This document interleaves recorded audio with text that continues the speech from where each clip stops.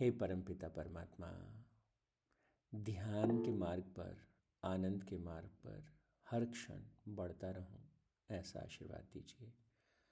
ओम तत्सत। परमात्मने नमः। ओम शांति शांति शांति ही। परमपिता परमात्मा का स्मरण करने के बाद अब हम अपनी पुस्तक the rise of super human by Steven Kotler पर बात करेंगे। तो मैं सोचता हूँ ये बहुत महत्वपूर्ण किताबों में से एक है। इस पर थोड़ा सा डीप जा कर के और चीज़ों को समझना चाहिए। सबसे पहली और महत्वपूर्ण बात, ये जो किताब है उसका सेंट्रल आइडिया क्या है, मोस्ट इम्पॉर्टेंट आइडिया, तो वो है फ्लो। एक ही शब्द में अगर इस किताब को कहना है तो this book is all about flow. अच्छा, ये फ्लो क्या है, व्हाट इज इट? तो फ्लो है optimal state of consciousness where people feel and perform at their best. हमारी चेतना की वो अवस्था जहाँ लोग बहुत अच्छा फील करते हैं और साथ में बहुत अच्छा परफॉर्म करते हैं। शायद आपने कहीं पढ़ा हो, पर यूएस, ये मुझे लगता है हार्वर्ड में 2012 में एक रिसर्च हुई, और उस रिसर्च में, हार्वर्ड यूनिवर्सिटी के उस रिसर्च पेपर में, they clearly stated that people in the state of flow are 5 times more productive than normal human beings. तो ये बहुत ही कमाल की रिसर्च थी। इवन एक रिसर्च पेपर मैंने देखा था, that was by US military, and they also said that flow based जो ट्रेनिंग्स होती हैं उनमें जो स्किल्स एक्विजिशन की जो स्पीड है, that is 230% fast than traditional learning methods. आप जरा एक बार इमेजिन करके देखो कि अगर हम बच्चों के साथ इसका प्रयोग करें, स्कूल्स में, कॉलेजेस में, घर में हमारे अपने बच्चों को हम स्किल्स एक्विजिशन के लिए इसको यूज़ करें, तो क्या कमाल हो सकता है। वो कह रहे 230% फास्टर स्पीड से जो यूएस मिलिट्री ने कहा कि जो सोल्जर्स हैं उनकी जो स्किल एक्विजिशन है उसमें इम्प्रूवमेंट आता है, इतना फास्ट। तो ये स्टेट ऑफ फ्लो बहुत कमाल की चीज़ है। लेकिन ये है क्या, थोड़ा सा इसको देख लें। मुख्यतः 3 चीज़ें इसमें घटित होती हैं। कौन कौन सी 3 चीज़ें? एक, ये बहुत गहरी ध्यान की अवस्था है, डीप फोकस। दूसरी, एफर्टलेस परफॉर्मेंस।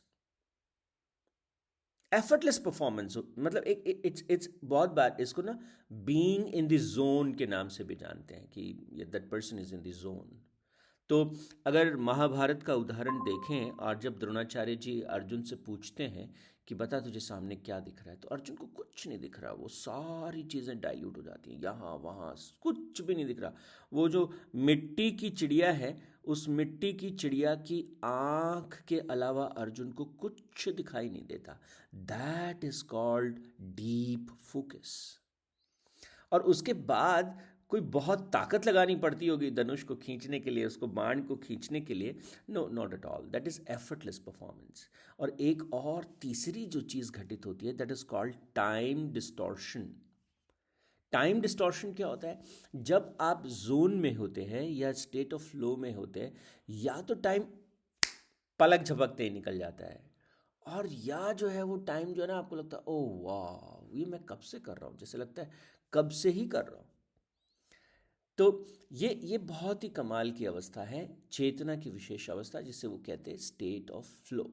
ठीक है, ऑप्टिमल स्टेट ऑफ कॉन्शियसनेस, जिसे फ्लो के नाम से जाना जाता है।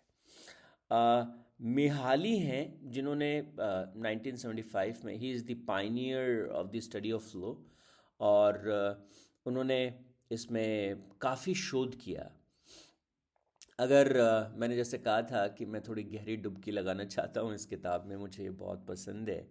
तो न्यूरोबायोलॉजी ऑफ फ्लो, मतलब ये फ्लो कैसे और कब घटित होता है, अगर उस तरफ एक नज़र हम डालें तो इसके पीछे ना शरीर की बायोलॉजी भी काम करती है। तो 4 खास तरह के न्यूरो जो हैं वो ब्रेन में देखने को मिलते हैं, और ये चारों जो है वो उस अमेजिंग चेतना की जो स्थिति है उसको बूस्ट करते हैं, उसको सपोर्ट करते हैं। ये चारों कौन कौन से न्यूरो हैं? एक है डोपामाइन, बहुत ही पॉपुलर मॉलिक्यूल है, इसे मोटिवेशन मॉलिक्यूल के नाम से भी जानते हैं। तो डोपामाइन का काम क्या होता है? ये हमारी जो प्रेरणा है, जो हमारा पैशन है, जो हमारी फायर है चीज़ को करने की, उसको बढ़ा देता है।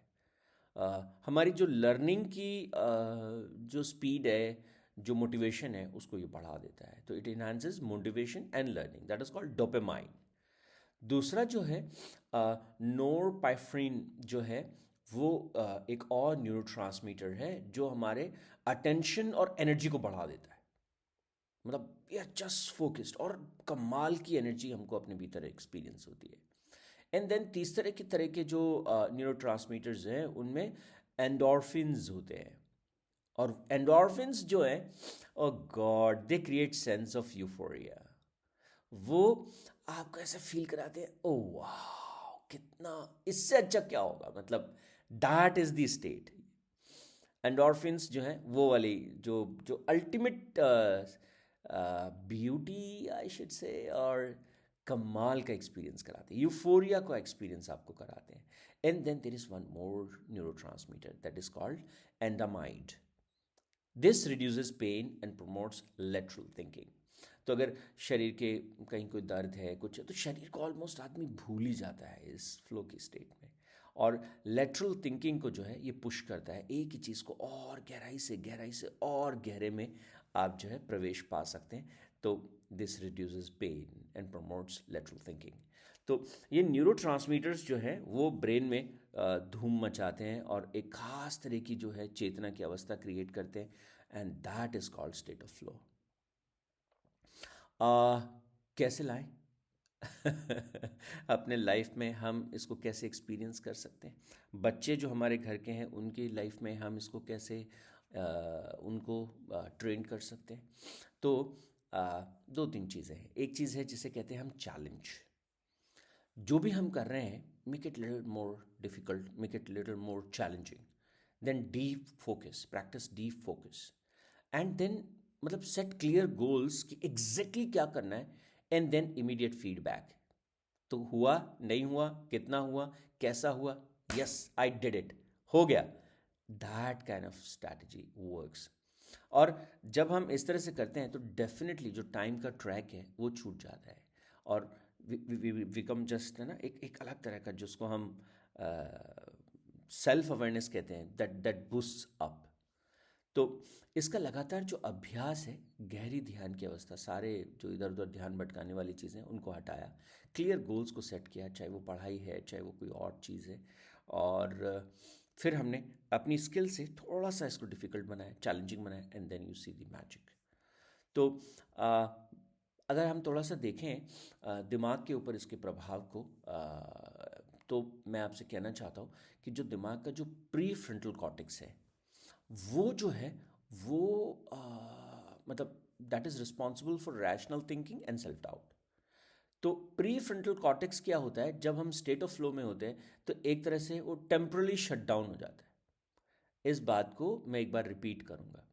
हमारे दिमाग का एक खास हिस्सा जिसे हम प्री फ्रंटल कॉर्टेक्स कहते हैं, वो जिम्मेदार है रैशनल थिंकिंग और सेल्फ डाउट के लिए। वो क्या कहता है? अरे ये होगा नहीं, ये मुश्किल है, ऐसा ऐसा कैसे होता है, हाँ हाँ आज तक ही नहीं हुआ ऐसा, नहीं नहीं नहीं नहीं, ये थोड़ी पॉसिबल, ये मेरे से तो नहीं होगा। मतलब वो दिमाग में ना प्रकृति ने एक बिठाई दिया है कि भैया ये तुम्हारा जो प्री फ्रंटल कॉर्टेक्स है उसका काम ही यही करना है। और जैसे ही हम उसको बंद करते हैं तो ये टेम्पररी शट डाउन हो जाता है। बायोलॉजी में इसके लिए एक एक टर्म है, क्या कहते हैं उसे, ट्रांजिएंट हाइपोफ्रंटलिबिलिटी, ये इसके लिए एक टर्म है। तो ये ट्रांजिएंट हाइपोफ्रंटलिबिलिटी का मतलब होता है कि तुम्हारा जो, या हमारा जो वो प्री फ्रंटल कॉर्टेक्स है जो सेल्फ डाउट करता है ना, वो एक बार के लिए शट डाउन हो गया है। अब सेल्फ डाउट का बचा नहीं। और यही जो है वो क्या करता है, जैसे ये शट डाउन करता है, जो हमारे अंदर जो एक इनर क्रिटिसिज्म होता है ना, वो खत्म हो जाता है। आपको पता है, we are our own biggest critics. हम खुद ही ना अपने आप को तंग करते रहते हैं। मैं टाइम पे नहीं जगा, मैंने ये काम टाइम पे नहीं किया, मैंने वो टाइम पे नहीं किया, मैंने ऐसे नहीं किया, मैंने वैसे नहीं किया। सेल्फ डाउट और सेल्फ क्रिटिसिज्म से बहुत सारे लोग बहुत ज़्यादा भरे हुए होते हैं।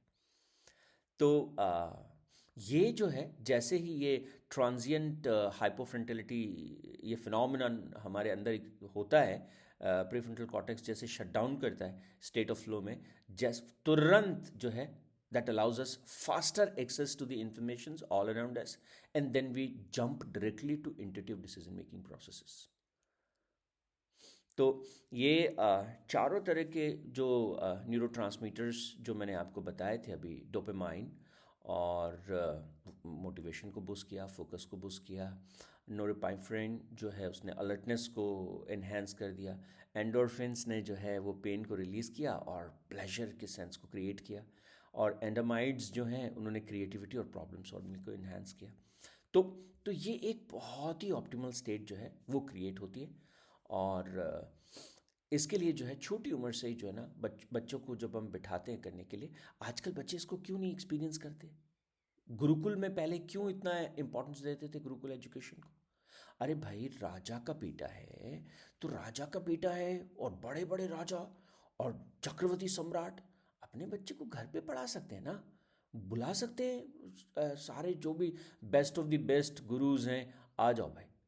द्रोणाचार्य जी को कहते कि द्रोणाचार्य जी, क्या आप वहाँ जंगल वंगल में बच्चों को लेके जा रहे हो? राजकुमार हैं, युवराज हैं, यहीं रखो भाई, इनको महल में रखो, और आप भी महल में रहो, थोड़ा आराम से रहो। या संदीपनी महर्षि थे, तो उनको भगवान कृष्ण को वहाँ भेजने की कहाँ ज़रूरत थी? भगवान राम को कहाँ जंगल में भेजा? वहाँ वो ताड़का और पता नहीं कैसे कैसे राक्षसी और कैसे कैसे डेंजरस एरियाज में भेजने की ज़रूरत क्या थी? बहुत क्लियर था प्राचीन भारत में कि हमको बच्चों को हाई कंसंट्रेशन जोन्स में रखना होता था। बच्चे जंगल में होंगे तो जो भटकाव है उनका ऑलमोस्ट ज़ीरो है। प्रकृति के साथ वो एक खास स्थिति में जो है इंट्यून्ड हो जाते थे। बहुत अलर्ट रहना पड़ता था, जंगल में बहुत रिस्क होता है, तो हाई कंसंट्रेशन टास्क होते थे, हाई रिस्क स्टेट्स होते थे। कब कोई कोबरा आ जाएगा, कब कोई लेपर्ड आ जाएगा, कब कोई टाइगर आ जाएगा। तो वो सारी चीज़ें जो हैं, ये जो हम अभी बात कर रहे थे स्टेट ऑफ फ्लो की, या ये जो न्यूरोट्रांसमीटर्स की बात कर रहे थे, ये उसको बूस्ट करता है। दूसरा थोड़ा सा मैं आपको और बताना चाहता हूँ कि जो मेडिटेशन है, जो विजुअलाइजेशन टेक्निक्स हैं, जो प्राचीन भारत में गुरुकुल में प्राणायाम के जो टेक्निक्स अभ्यास में लिए जाते थे, वो सब जो हैं इस स्टेट ऑफ फ्लो को प्राप्त करने के लिए किए जाते थे। तो थोड़ा सा क्योंकि गहरी डुबकी लगाने की बात ही हो गई, तो मैं आपको बताना चाहता हूँ कि ये जो फ्लो है, इसका ना एक साइकिल है। ऐसा नहीं कि अचानक से चलो हो गया हम स्टेट ऑफ फ्लो में एंटर करेंगे, नहीं, इसके फेजेस हैं। और फेज़ 1, फेज़ 2, फेज़ 3, 4 फेज़, हाँ, फेज़ 4। तो 4 स्टेज साइकिल जो है उसमें ये फ्लो जो है वो काम करता है। तो जैसे सबसे पहला जो फेज़ है उसको हम स्ट्रगल का फेज़ कहते हैं, जहाँ पे ब्रेन जो है वो इन्फॉर्मेशन को लोड करता है, फ्रस्ट्रेशन भी एक्सपीरियंस करते हैं, ध्यान नहीं लग रहा, इधर उधर भटक रहा है दिमाग। इस समय ना जो प्रीफ्रंटल कॉर्टेक्स जो मैंने अभी बताया था वो मोस्ट एक्टिव होता है, वो रजिस्ट करता है, जोड़ छोड़ देना, बाद में कर लेंगे, अभी कुछ और कर लेते हैं ना, अरे अभी नहीं होगा, अभी मन नहीं कर रहा है इसको करने का। तो एक फेज़ होता है, और ज़्यादातर लोग पता है क्या होता है, इसी फेज़ में ना क्विट कर देते हैं। कोई भी काम लेके बैठे, प्लानिंग करना चाहते हैं, कुछ कुछ डिज़ाइन करना चाहते हैं, अगले अपने फ्यूचर के अगले 20 साल के गोल्स को प्लान करना चाहते हैं। ठीक है, जैसे बैठे, ये पेन नहीं चल रहा, नहीं नहीं ये मज़ा नहीं आ रहा, इतने में फ़ोन की घंटी बजी, इतने में व्हाट्सअप का नोटिफिकेशन आया, तो बहुत बहुत दिक्कत है। इस बुक को जब मैं पढ़ रहा था, मैंने कहा अभी एक काम तो आगे से मैं करूँगा, मेरे फ़ोन का किसी भी तरह का कोई भी नोटिफिकेशन 24 घंटे में कभी भी ऑन नहीं होता। माय फ़ोन मतलब ना तो रिंगर ना तो वाइब्रेशन, मतलब फ़ोन कॉल पे भी कोई नोटिफिकेशन नहीं है। इवन व्हाट्सएप नोटिफिकेशन और दूसरे दूसरे हर तरह के ऐप नोटिफिकेशन तो आप भूल ही जाओ, बिकॉज पता नहीं आप कब किस स्थिति में किस स्टेट में बैठे हैं, वो फ़ोन बजेगा, वो आपकी सारी मनस्थिति को डिस्टर्ब कर देगा। हाँ, जो भी इमरजेंसी कॉल्स हैं, अगर मान लो कुछ हो गई, आपके आसपास हमेशा दूसरे लोग होते हैं, तो आपके जो क्लोज वंस हैं उनको पता है कि इनको यहाँ कोई इमरजेंसी है तो इनको कॉल कर सकते हैं या इनको कॉल कर सकते हैं या इसके थ्रू ये बात पहुंचा सकते हैं।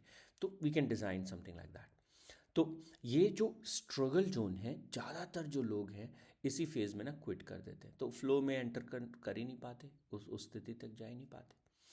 फिर इस स्ट्रगल की जोन से अगर अपन बाहर आ गए और हम थोड़ा और डीप पेनिट्रेशन लिया, तो अगला जो स्टेज है दैट इज़ कॉल्ड रिलीज। और रिलीज का जो स्टेट है that is called letting go of conscious control. हम जो है एक बार बहुत डीपली जब सोचने लगते हैं, सोचने लगते हैं, और जब उसको लिखने लगते हैं, इवन इवन ना when ever you right articles और समथिंग, तो भी ऐसा होता है। एक स्थिति आती है, पहले फ्रस्ट्रेशन, दिमाग में आइडिया नहीं आ रहा विचार, जब वो आना शुरू करता है, जब वो बहना शुरू करता है, तब आपको लगता है ये एफर्टलेस हो रहा है।